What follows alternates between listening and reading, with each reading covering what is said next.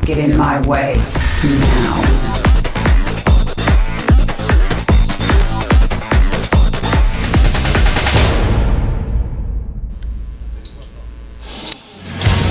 What's the plan? That is a really good question that we just had in this intro video, because we are all a little bit surprised that we see Classic as the second player for the Prime team. All the TSL players were a little bit, well, surprised, and they said that they did not expect Classic to come out. They expected Creator and then 3 Tyrant players with Maru, Marine King, and beyond. But it's Classic, and I really hope that we have the Prime player shedding a little bit of light onto this. Yeah, we'll see if he can give us some insights.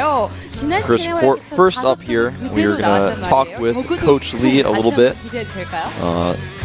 He pulls off the sweater suit. Yeah. A really nice guy, but as we already mentioned, he wasn't at the studio for quite a while. So he talks a little bit about the last season, and they lost the first match in the semifinals, and they were really disappointed. The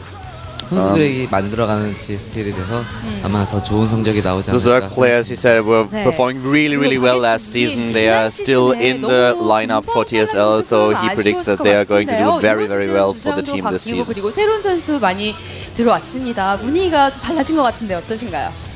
저희가 저번 시즌에 그 8강에서 탈락을 하면서 GSTL에서 1승도 거두지 못하고 탈락을 했는데요. 그 저번 시즌에 우승을 하고 그 저저번 시즌에 저희가 라스베가스에서 우승을 하고 조금 약간 좀 너무 데뷔를 After they won the first season in Las Vegas, they already lost really early last season in the round of 8. So they weren't even able to take a single match, and he's just kind of talking about his history this past season, and now he's saying that they got some new players. They're new to the fans, but they're very strong players.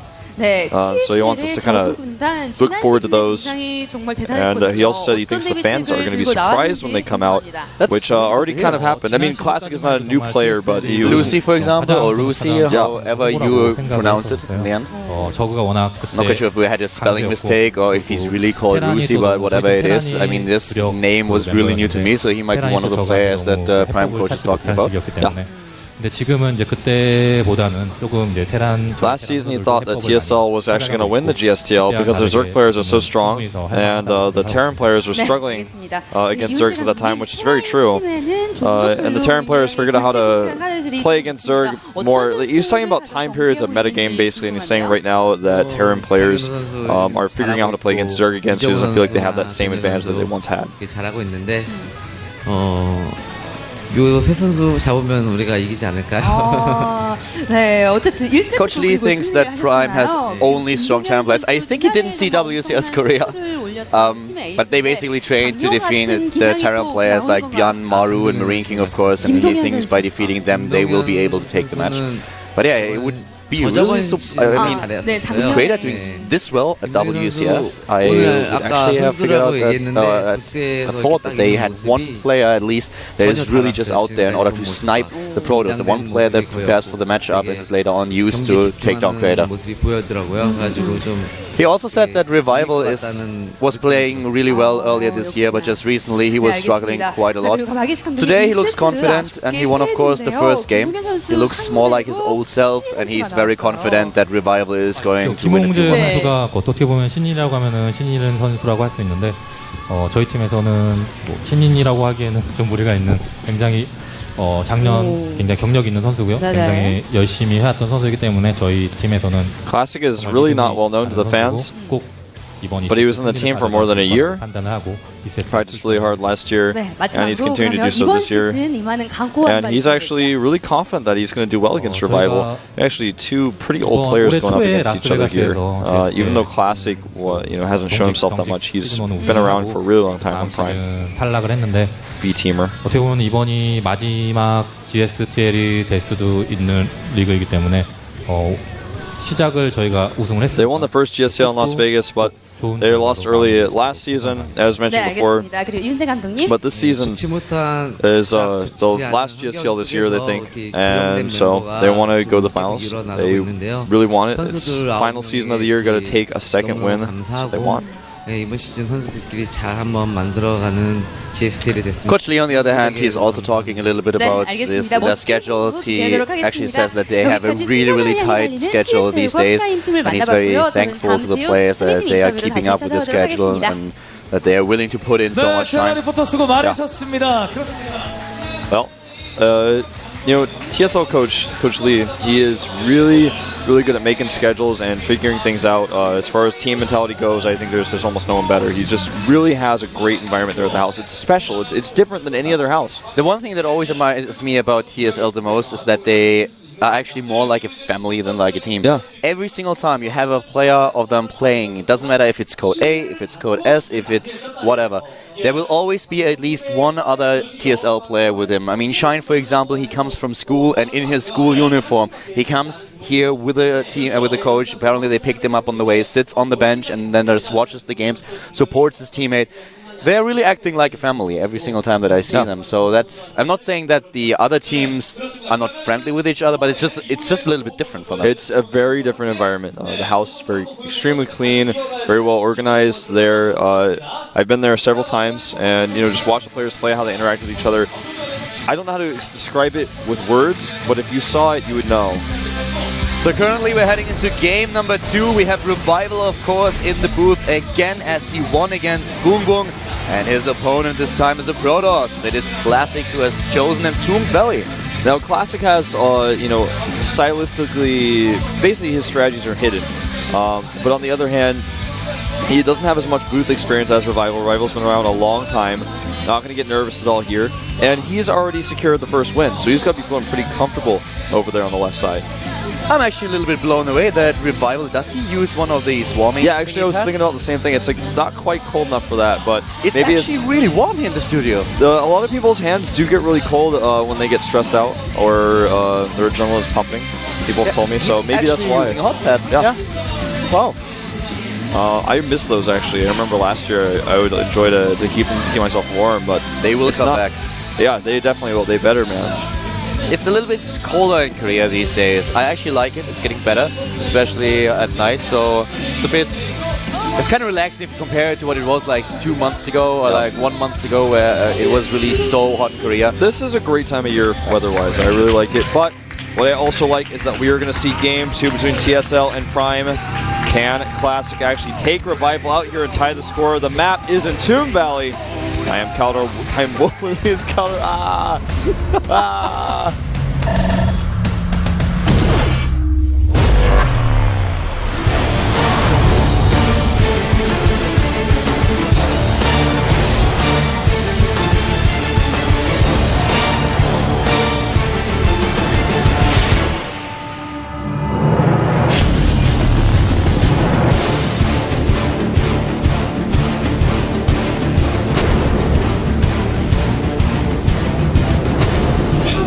Game number 2 here at GSTL. We have the Prime team up against TSL, and to the bottom right starts the Zerg player in red for the TSL team. Was able to take down Boom Boom in a ZVZ on Whirlwind. Now he's playing on Entombed Valley against the Protoss. This guy is... TSL Revival!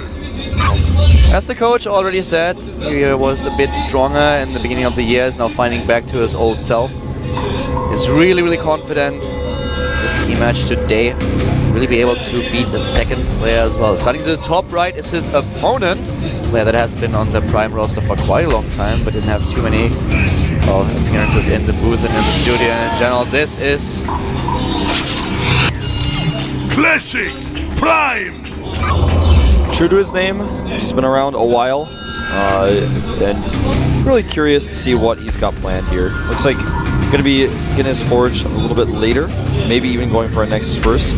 This is a great map for cannoning though, so if he sends a second probe down, you'll know what his plan is.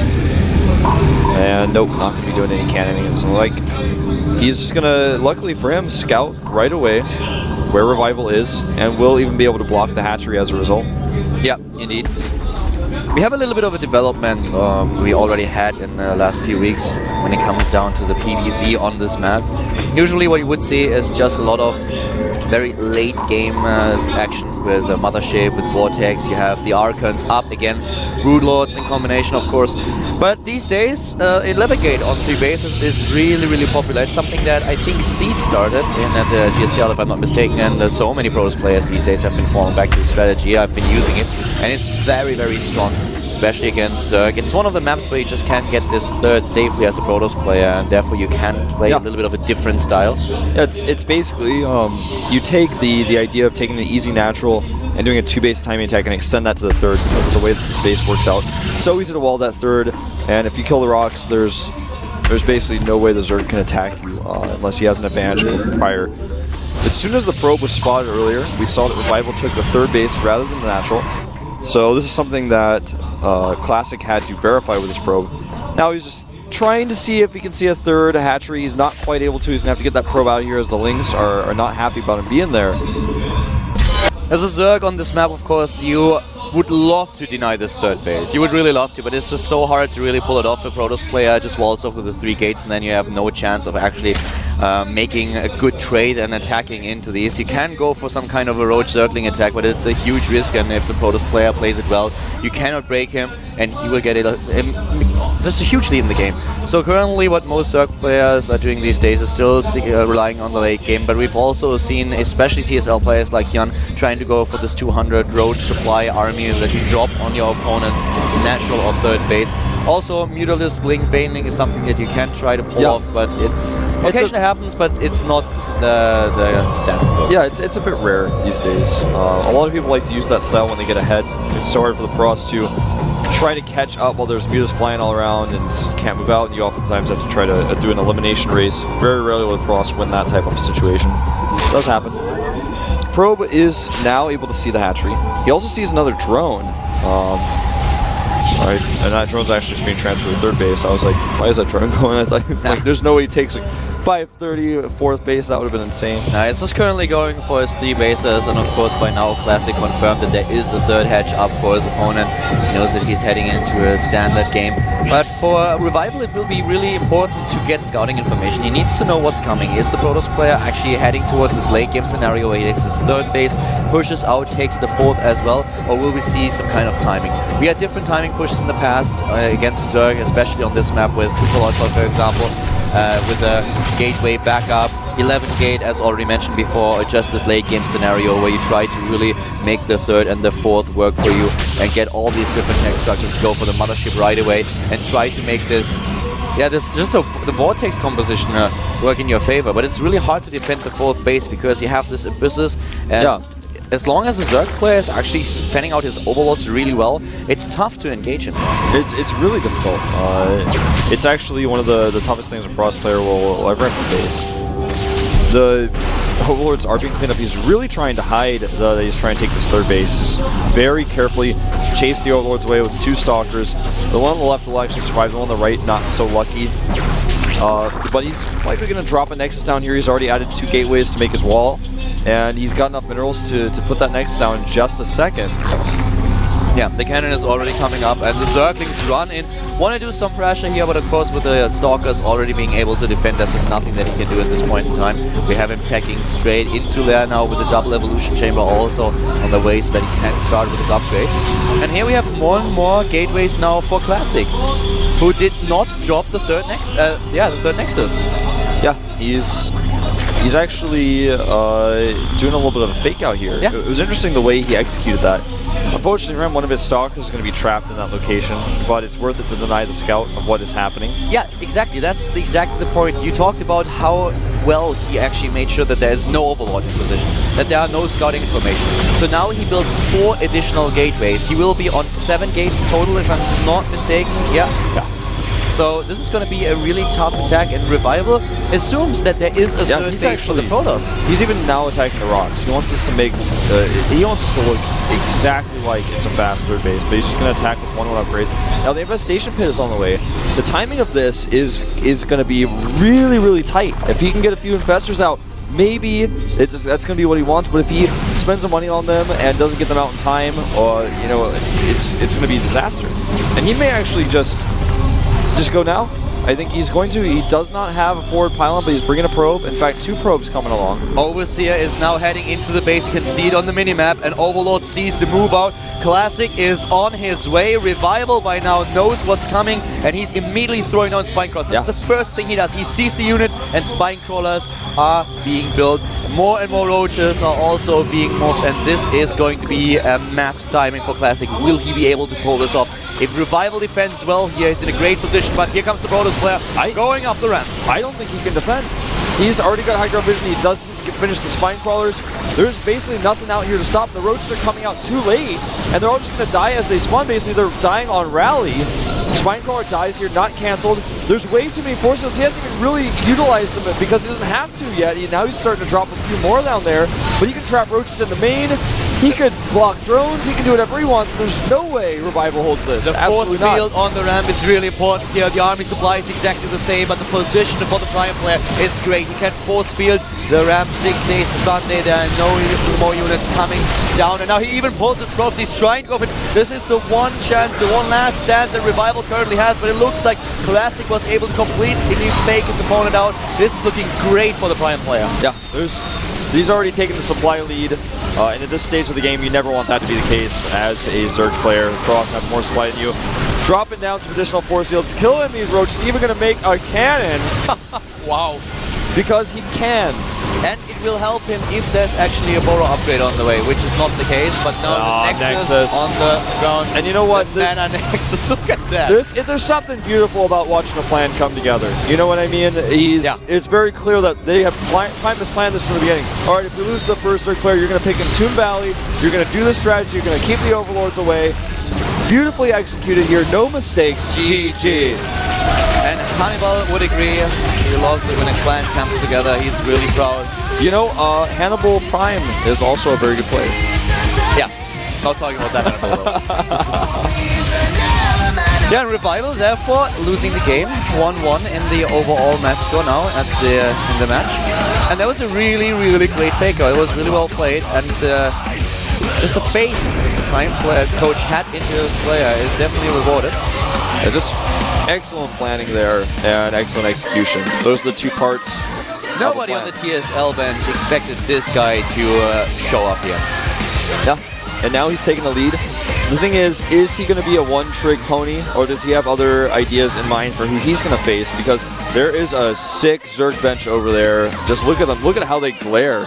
They're ready. Whoever is going to stand up and face this guy is going to be a tough opponent. One thing to note also that was interesting about Classic, this may actually be me just thinking too much, but I noticed that he even sat in the middle of the GSTL bench rather than on the sides. I've never seen someone sit in the middle like that and come out unless somebody on the side picks him up and pulls him.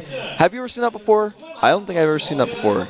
I'm not quite sure if that was intentional, though. I don't know either. Why would you do that? I don't know. It's a tricky thing. It's like, oh, you guys expected the Terrans who are all on the outside, away from each other, and then the Protoss who nobody expects in the middle comes out. What do you gain? Once they are here at the studio, you can't prepare for an opponent. No, of course, but no, I just mean like not to it's to the audience, I think, not to the other team. Yeah, that may be true. Sometimes they're trying to fake people out. I still remember when Shoya pushed Oz back. He probably regrets this to the day. Yeah, sometimes I still think about that, and my thoughts are not pleasant. Is, by the way, the next map that we are going to see. And of course, now the the TSL team has to make a decision. And you don't want to use Paul yet. No, I say, in this case, bring out another strong Zerg, maybe even Shine at this point. I would do that. You don't want to use Pult, you don't want to use Hyun, you don't want to use even Symbol here, of course. You want to use him later. So also, in Ori, you don't want to head into a PvP right now if you can avoid it. Yeah, I think it's either going to be Shine or maybe Hyun. Hyun is a little bit strange to me if they choose him, but I think they could use him here. He's a big guy. He's like a strong player who's been so well in online tournaments, for example, right now. But he's someone you can send out earlier. I would expect Hyun, because I don't think that we will see Symbol this early. The other 2 races, you don't want to use them just yet, and that's you cannot have only so many players. You know, if they use Shine, then they have to either skip on Hyun or Symbol, and I don't think that's going to happen. But well, we'll find out right now, and it is actually neither one of them. Look at that. It is Ragnarok. Yeah, another Zerg player. Someone that Coach Lee always told me personally that he thought had some of the most potential, if not the most potential, out of all the players in the house. So he's very fast, he learns very quickly, but he has not posted too many impressive results so far. Definitely a scary person to face, I would say. Not a lot of information on him either, so two players that don't play broadcast matches very often. I'm surprised by the choice. We have now the TSL starting with not their heavy hitters. Even in the second match, they are choosing a player to give him a chance, to give him experience in the booth. So I'm a little bit surprised by the choice, but Ragnarok may just surprise us. And if you want to pull him, then that's probably the best time, because later on he's going to face players like we already mentioned, Creator, Marine King, Maru. Now he's up against Classic, and we'll find out if he's able to take down the Protoss player. Yeah. He's got, it's funny, his thing said he only played in the GSTL one time, but then also he had 2 games. That was pretty interesting. But he's really hard to actually predict as a player because he has so few games played. The only thing I can really say about him is that he is really fast. I've watched him play, I've stood behind him and play. I don't want to say that there's anything stylistic that sticks out about him, but like I said, what Coach Lee said, he seems like he's got a lot of potential, he learns quickly, and the Prime team may not even know any of that. It's just like, alright, now I gotta deal with this other Zerg player. It's gonna be on Daybreak, that's the map of choice. And actually, speaking of maps, I'm a little surprised you don't have your map. You don't have your map sheet today. Yeah, I already realized it, but I'm going to get my map sheet after, in the next break, after this game when we have the next break. So it's just I remembered everything so far. I know I've realized it earlier, and I'm like, it's not GSTL without the map sheet. Yeah, I need my notes. I can't even imagine casting GSTL without. There's just this map sheet that you keep here every single time, up and down matches and GSTL. Color knows the stats. He's got the papers. He's making stuff happen with that pen.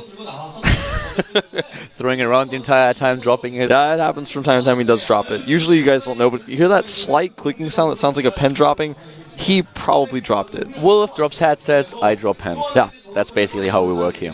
We have our own kind of dropping style. Yep. I'm not really into dropping liquids onto the ground or... Yours is a little bit more expensive if something breaks, but... Yeah. But lately you've been actually doing really well. I've really worked. I changed my ways. I usually make sure the cord is not where my leg is going to be. It was brilliant, guys. We had like a couple of weeks. I think it was like 3 or 4 weeks, and every single time when we cast, Wolf would stand up during the break and would just take his headset with him, and it would always just get on the ground. And it was like, did it again. But yeah, you've been a little better. I've been better. It's about maybe 1 out of 4 times I will do it. I will knock it down. So I guess we're getting things started here quite soon. Daybreak with the Zerg versus Protoss. We have Classic, and he was able to take down Revival. Now he's facing another Zerg player that starts with an R. This time it's Ragnarok, a player that I personally did not expect to see in the second match, but I am definitely up for well, I would be happy to be surprised. So let's see what this guy has to show us. Let's see. Oh, sorry. I was just mentioning that in the Code A qualifier, so far he was not really successful. Exactly, and he's the guy who... can he show us something special today, or is he just going to be, one more Zerg in the swarm of Zergs that's on that bench? All the TSL players have similar styles because they train with each other so often. There's subtle differences between them, of course, but I feel like he is part of the reason why all their Zergs are so good. He's a great training partner to have. I actually think that the last remaining... Well, let's talk about this in a second. We are going into the game right now. The countdown has already started here at the GSTL.